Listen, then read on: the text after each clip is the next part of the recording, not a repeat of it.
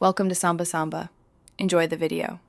In this video, I will explain how to set up a Shopify account. First, you will need to choose a unique and memorable name for your online store, something that truly represents your brand. Next, create your Shopify account by providing an email address and setting a strong password. During this initial setup, you will also select your business type and indicate where you plan to sell, such as online or in person. This foundational step is crucial for building your successful e-commerce presence. Once your account is ready, it is time to make your store visually appealing.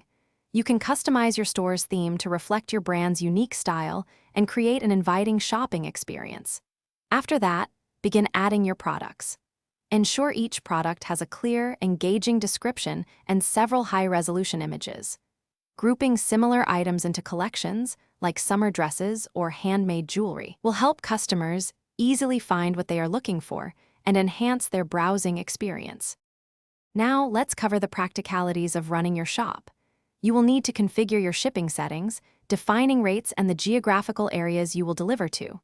Next, set up your payment gateways. Shopify supports many options, allowing you to securely accept credit cards and other payment methods from your customers. Finally, ensure your store includes crucial legal pages, such as a privacy policy, refund policy, and terms of service, to build trust and comply with regulations. You are almost ready to launch. Before going live, take a moment to thoroughly review all your store settings, from product details to shipping rates, ensuring everything is perfect. Then, choose and connect a custom domain name, giving your store a professional and memorable web address. The final step is to remove the storefront password, which officially opens your online shop to customers worldwide. Congratulations, your new e-commerce venture is now live. Thanks for watching. Consider subscribing if we helped you.